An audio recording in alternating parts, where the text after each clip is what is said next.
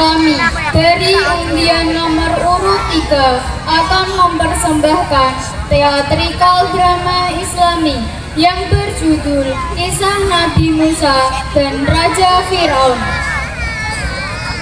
Kisah ini diambil dari kisah para nabi di dalam Al-Quran.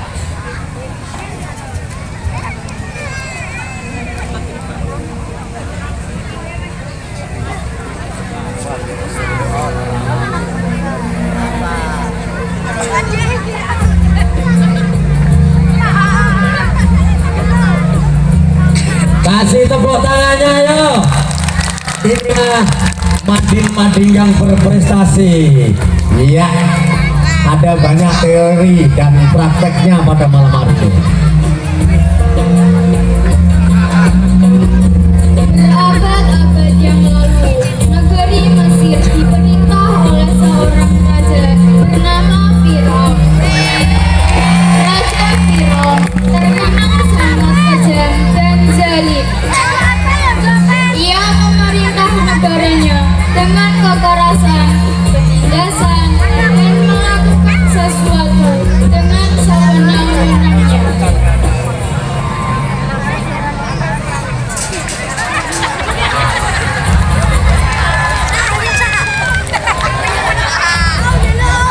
Hei penduduk Mesir, akulah raja dan Tuhanmu. Para prajuritku, siapa saja yang berani tidak mau menyembahku dan melawan perintahku, bunuh mereka. Baik, Baginda Raja, kami siap melaksanakan titah Baginda. Permaisuriku, aku mau istirahat. Kalian semua bisa pergi dulu. Siap, Paduka Raja. Pada saat Fir'aun beristirahat, ia tertidur dan bermimpi. Ia melihat negerinya habis terbakar. Rakyatnya banyak yang mati dan yang tertinggal hanyalah orang-orang Bani Israel. Tidak!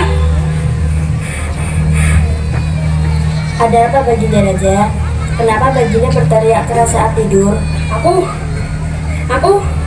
Aku mimpi buruk permaisuriku. Mimpi buruk apa yang menyebabkan Baginda sangat khawatir dan ketakutan seperti ini? Nanti aku ceritakan.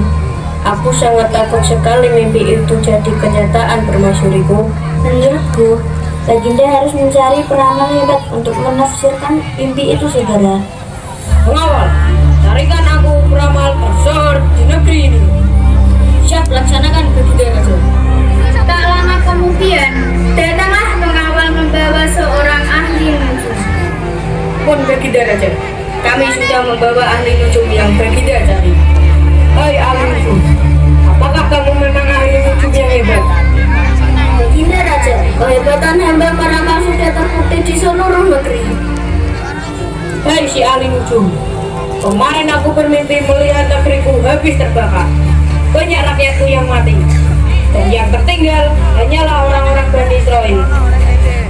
Menurut penerawangan hamba, akan lahir seorang bayi laki-laki dari bangsa Israel. Kelak dia dewasa akan meruntuhkan kekuasaan Baginda Raja. Apa? Hei si ahli nujum, jangan main-main dengan ucapanmu.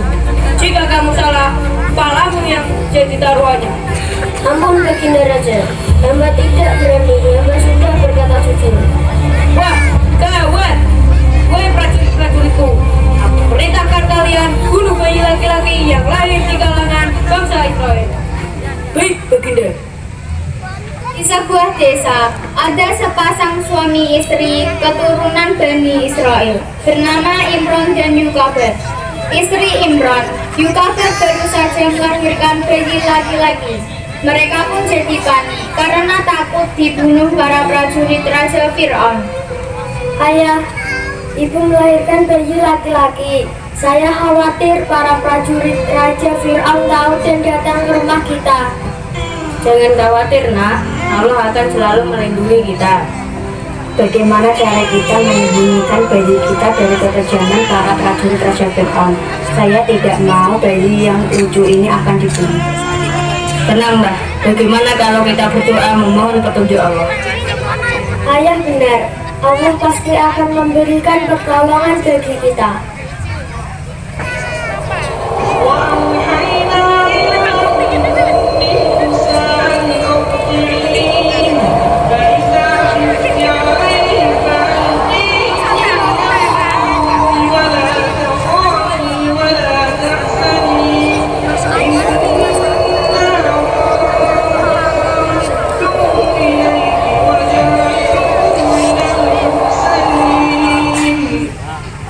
Kita diperintahkan Allah menghanyutkan bayi ini di dalam peti di sungai Nil.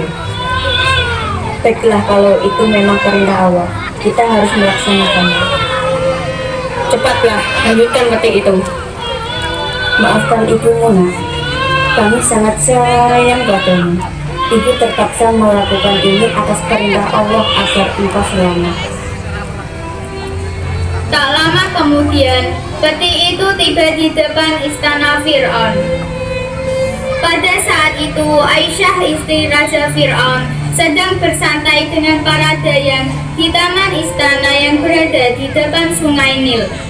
Tiba-tiba, ia melihat sebuah peti hanyut di sungai Nil.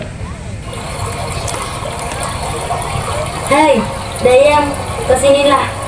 Lihat itu, ada sebuah peti. Ya, Ratu, tapi peti apa ya itu? Iya ya, peti apa itu? Bagaimana ia bisa sampai di sini? Entahlah, Ratu. Mungkin air sungai mengapungkannya sampai ke sini, tapi sepertinya mencurigakan, Ratu. Dayang-dayang, cepat kalian ambil peti itu. Baik, Ratu.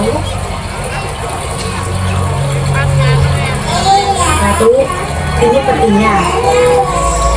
Astaga, lucu sekali bayi ini. Maaf Ratu, apakah Ratu lupa yang diperintahkan Raja Fir'aun? Tuanku Permaisuri, bukankah Raja Fir'aun memerintahkan para prajuritnya untuk membunuh semua bayi laki-laki?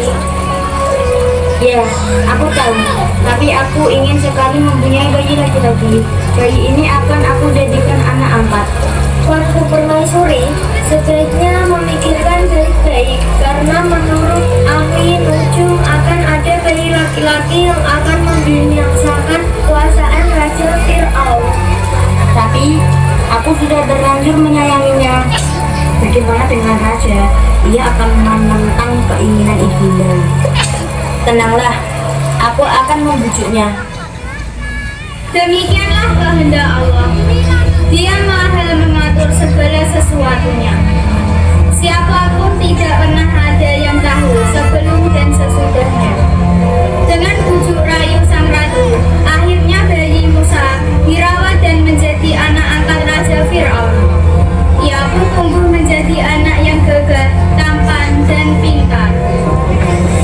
Musa kini beranjak dewasa.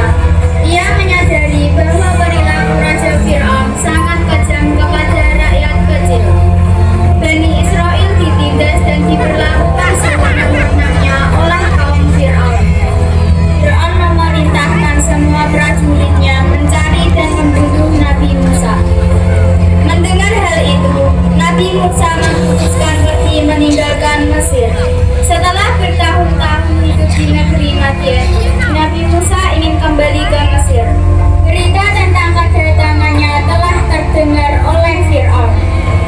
Bukan main marahnya atas kedatangan Nabi Musa. Berani sekali kamu datang ke Mesir. Aku adalah pesuruh Allah. Aku diutus Allah kepadamu agar kamu membebaskan bangsa Israel dari perbudakan dan penindasanmu. Kamu memang tidak tahu diri, Musa. Dulu kau kuasuh dan dibesarkan di istana ini, tapi kau malah berbalik menentangku. Kau memang orang yang tak tahu balas budi. Engkau telah memeliharakan aku sejak masa bayiku. Itu bukanlah suatu jasa yang dapat engkau banggakan. Allah mengarunia aku dengan hikmah dan ilmu, serta mengutus aku sebagai rasul dan pesuruhnya. Hai Musa, apa buktinya jika engkau benar-benar utusan Tuhan? Kalau memang Tuhan lebih hebat dariku, bisa tidak kau kalahkan ahli sihir istanaku ini? Atas izin Allah, aku siap untuk mengalahkan tukang sihirmu, Fir'aun. Aku tidak takut sama sekali. Hebat, pakai semua ahli sihir hebat di sini. Baik baginda. Tak lama kemudian, datanglah Haman bersama para ahli sihir. Para ahli sihir Fir'aun kemudian melemparkan tongkat-tongkat dan talinya. Tiba-tiba saja, tongkat dan tali tersebut berubah menjadi ular yang banyak.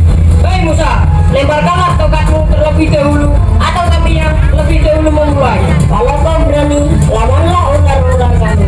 Kami baru percaya jika kamu mampu mengalahkan kami.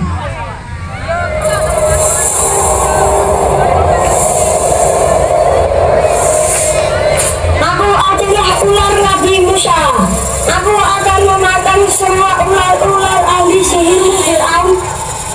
فألقى عصاه فإذا هي ثعبان مبين. Semua yang hadir di istana itu seketika terperanjat. Ini telah percaya kepadamu dan kami memohon ampun karena selama ini kami tidak mengakuimu. Ini kami percaya bahwa engkau adalah utusan Tuhan. Ya Allah, ampunilah kami ya